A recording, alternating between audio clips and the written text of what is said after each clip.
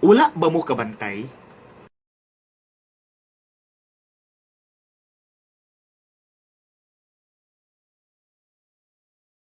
Naay pattern. Medyo suko ang atong Ginoo, kasigi siya balik-balik og istorya.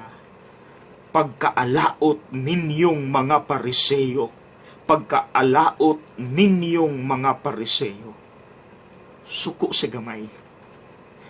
Maunang makapangutan nata, ingon ana bagyud kadautan ang mga Pariseyo?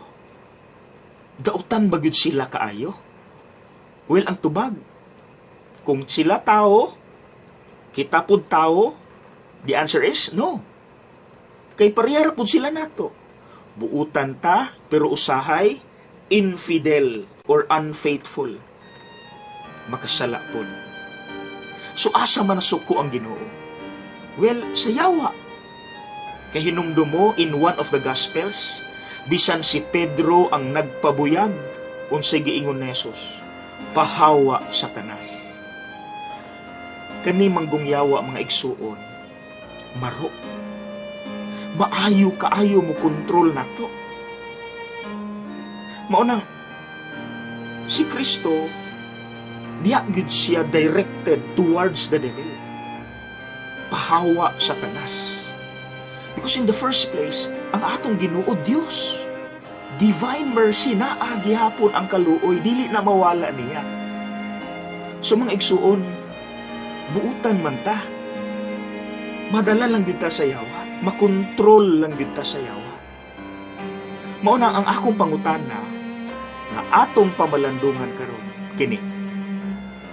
Palihog daw ko og identify. Sige daw, tan-awon daw nato ang atong kaugalingon.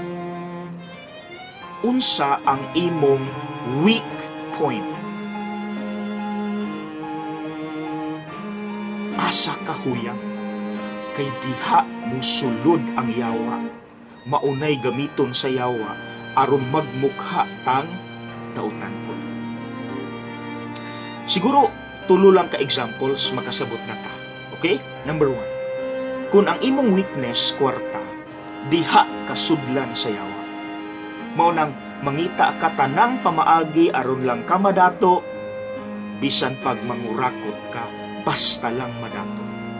Ganong nahimo mang weak point nimo ang kwarta, kay posible sa gamay pa ka, pobre, walay kwarta. Bantay lag madato ko. Number 2, power. Kung diha ka huyang, sudla na sa yawa. Mao nang ang epekto, daghang leader, hambugero, kurakot, arogante, murag sikinsa, no? Kusog kay manugo, authoritaryan. Nganong nahimo man nimong weak point ang power? Kay posible sa gamay pa ka, ubos ang imong pagtan-aw sa kaugalingon, kay gibuli ka, gipakaubos ka. Ikatulo, na ako'y mga tao nga posible ang ilang weakness, desires of the flesh. Maunang dili sila makaseryoso sa relasyon, wala igugma, kay ilang huna-huna, sex. Mga igsuon, diha ta ikontrol sa yawa. Diha ta niya himuong dautan. Pariya sa nahitabo sa Ebanghelyo. Mga maayo man ang tao because pariya rin po nato. Nadala lang din sila kay nadakpan sa yawa ang ilang weak points. So mga igsuon, baliko na ako ang pangutana. Please let us seriously consider this. Palihog ko tanaw, asa ka huyang? Unsa ang imong weak point? Please identify that. Kay maunay gigamit karon sa yawa aron himuon kang dautan. Sige daw. Mga igsuon nato hinumduman, buutan ta. Kay hinimo ta sa Dios. Nadala lang kita sa yawa kay nasakpan sa yawa ang atong patyanan. So mga igsuon, we belong to God. So ayaw padala sa yawa. Ampo, pray hard.